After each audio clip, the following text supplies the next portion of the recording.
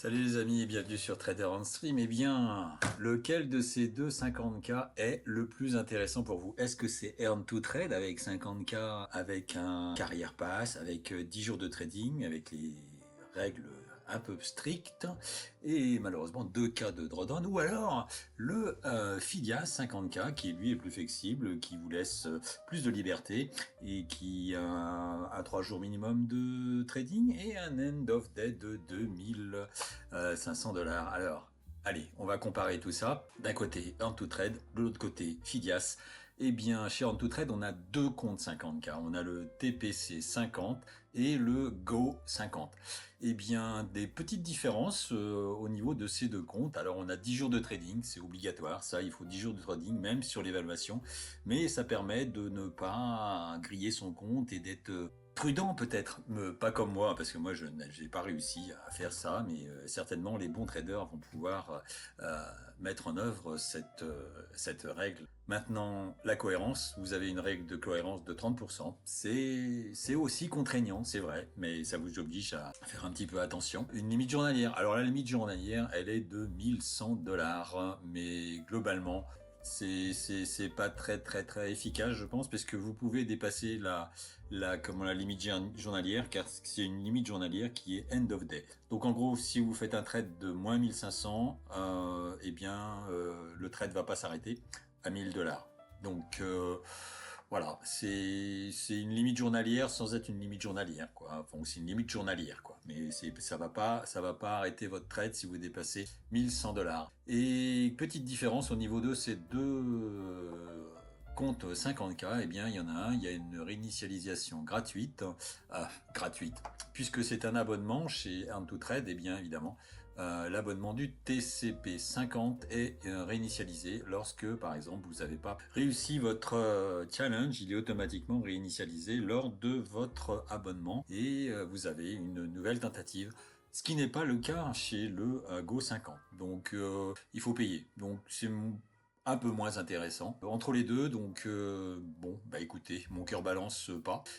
Vous avez également une règle au niveau du nombre de contrats que vous pouvez mettre sur vos trades, donc qui doivent suivre une échelle de progression. Donc jusqu'à 1500 $, vous avez deux contrats, jusqu'à 2000, 4 contrats, et jusqu'à à plus de 2000, vous avez donc 6 contrats. Au niveau des tarifs que vous avez pour ces deux comptes, vous avez un compte, donc le TPC 50 qui est à 95 $, et le Go 50 qui est à 136, donc un peu moins intéressant que le TPC 50. Et maintenant chez Fidias, alors qu'est-ce que l'on a chez Fidias? Eh bien, alors au niveau du Fidias, eh bien, nous avons une target qui est plus importante puisqu'on est à 3000 sur le Earn to Trade, 3000 sur le Go et on est à 4000. Donc il y a 1000 $ de plus à faire chez Fidias. Voilà.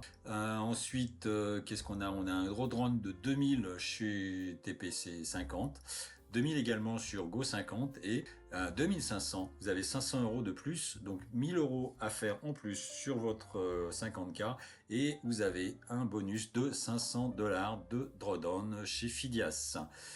Vous avez chez Fidias également 10 contrats, ce que vous n'avez pas chez Earn to Trade puisque vous avez l'échelle de progression à respecter. Alors ensuite, au niveau du tarif, eh bien évidemment là on est un peu plus intéressant chez Earn to Trade à 95 $ puisqu'on est à 116 sur Fidias. Voilà, donc ça c'est les comparaisons qu'on peut avoir au niveau des deux comptes 50K qui sont intéressants, je pense. Alors intéressant, certainement pas le Go 50, mais le TP 50 par rapport au 50K filial, il y a une petite concurrence quand même, hein. Alors petite précision sur Earn to Trade. Donc quand vous avez validé votre évaluation, donc vous avez votre évaluation en end of day. Alors c'est un abonnement mensuel qui est à 95 $ comme vous l'avez vu. Le Go pareil. Et ensuite, une fois que vous avez validé votre évaluation, vous avez deux possibilités. Soit vous passez en live sim, soit en live.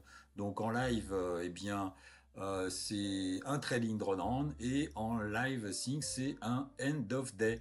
Alors vous pouvez aller sur le site, vous avez toutes les explications par rapport à ce passage, mais c'est pas forcément ce qui nous intéresse aujourd'hui. Ce qui est important de savoir, c'est que lorsque vous sélectionnez une live sim, eh bien vous n'avez pas de frais d'abonnement et vous payez les abonnements pour activer votre compte cash uniquement lorsque vous faites un payout.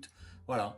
Et voilà, donc les frais à activation uniquement si vous validez l'évaluation et surtout les frais d'activation sont déduits de votre premier payout. Donc vous ne payez pas les frais d'évaluation, ils sont, j'irais, payés par votre payout.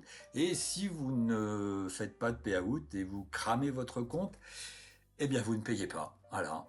Donc globalement, alors, si on fait maintenant le petit récapitulatif, eh bien, chez On2Trade, on va avoir 20% d'économie. Chez Fidias, c'est 20% plus cher. Chez Fidias, on a 1000 $ de plus à générer quand même. Et on a un seul paiement chez Fidias, alors que de l'autre côté, on a un abonnement mensuel. Les règles sont évidemment plus strictes. Mais c'est pas vraiment restrictif, puisque ça vous oblige à prendre plus de précautions. Donc c'est peut-être un point positif à mettre en avant. Alors si vous voulez vraiment que ce soit intéressant, il faut faire l'évaluation en moins d'un mois. Voilà.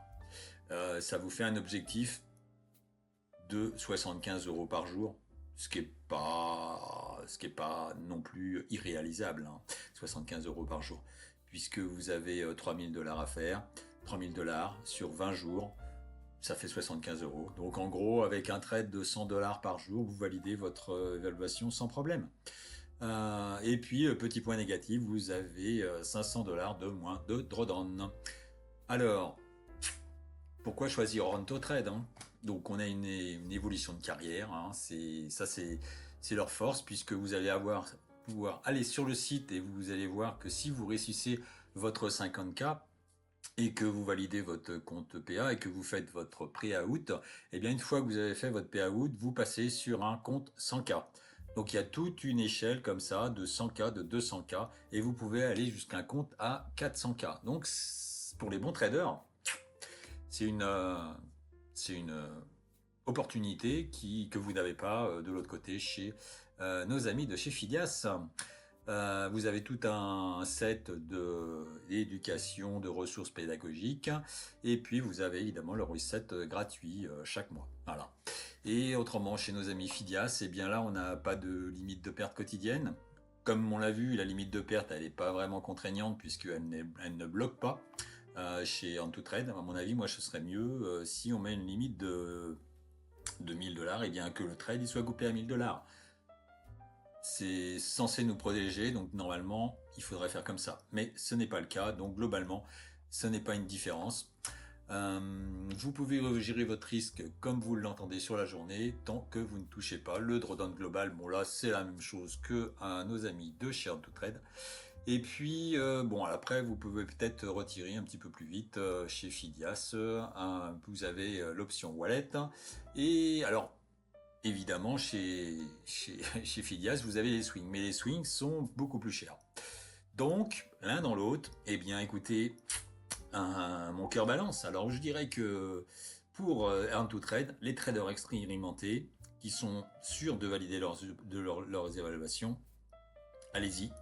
C'est une opportunité. Et puis les traders débutants, bah écoutez, allez chez Fidias ou tentez votre chance également chez On2Trade.